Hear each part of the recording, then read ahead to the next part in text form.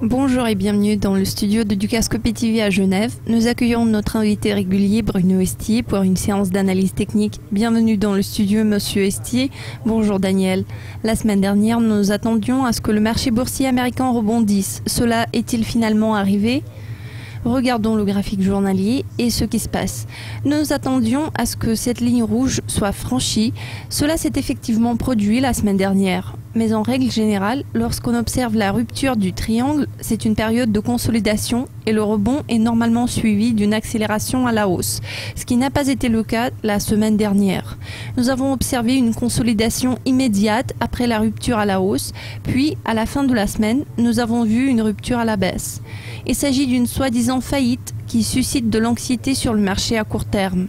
Nous pouvons constater que le déclin du marché boursier a coïncidé avec le déclin des rendements. Il s'agit donc probablement d'un passage des actions vers les obligations.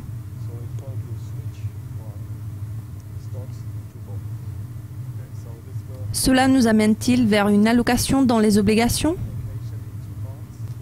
Il se peut que ce ne soit qu'un ajustement technique de courte durée lié à la fin du mois. Sur le graphique du rendement à long terme, nous avons déjà franchi la ligne tendancielle descendante à long terme. La tendance observée sur les taux d'intérêt est haussière.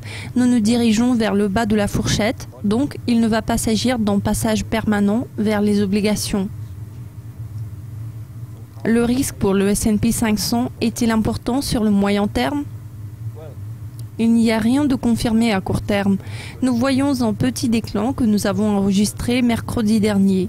Nous restons toujours au sein de notre coin en hausse, au-dessus de la ligne de soutien à 20,85 que nous voyons en bas. La dynamique semble changer, mais nous avons déjà vu une tendance pareille avant. Sur une base hebdomadaire, il vaut mieux qu'on se trouve en dessous du niveau de 20,85. Si ce n'est pas le cas, nous pourrons constater que la tendance demeure la même sur le marché américain.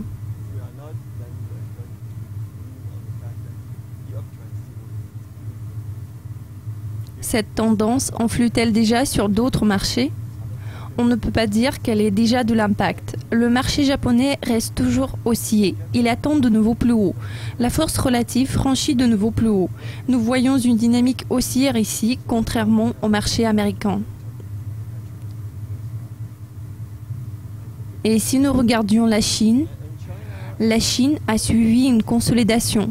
Mercredi dernier, elle a ouvert en hausse en atteignant un nouveau plus haut. Puis, elle a reculé un tout petit peu, donc nous observons une dynamique à la hausse en Chine et au Japon. Il n'y a pas de problème ici. Et si nous regardons le marché indien, quelle est sa situation actuelle ? En ce qui concerne l'Inde, sa performance est un peu plus faible que celle de la Chine. Elle vient d'atteindre la ligne tendancielle de résistance, puis elle a ouvert en baisse en plongeant un peu plus bas. Mais ce déclin n'est pas dramatique. Alors pouvons-nous en déduire que les marchés émergents ne semblent pas être trop affectés par les mouvements aux États-Unis ? On peut faire une telle conclusion, mais il faudrait d'abord jeter un coup d'œil à d'autres marchés.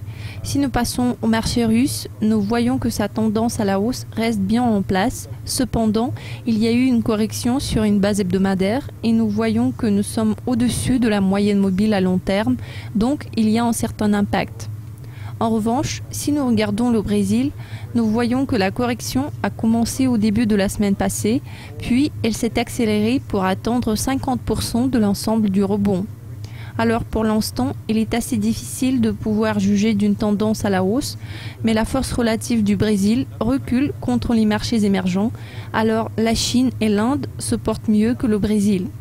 En plus, nous observons son déclin contre le S&P 500, alors nous pouvons en déduire que la tendance du Brésil n'est plus à la hausse.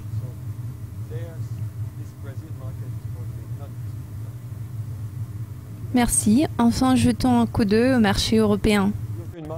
Le marché européen est l'un des marchés que nous aimons bien. Sa force relative était en expansion. Cela fait 5 semaines qu'elle reste stable. Ici, on voit qu'on se trouve quelque part au milieu. On essaie de bondir vers la marque de 3700, puis on revient vers 3600 et la dynamique devient baissière. Donc, cette situation n'a rien de dramatique.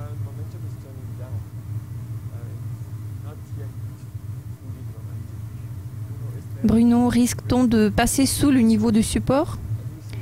Comme on peut le voir ici, on se trouve à la marque de 3600, c'est plus haut que la marque de 3500 de 100 points.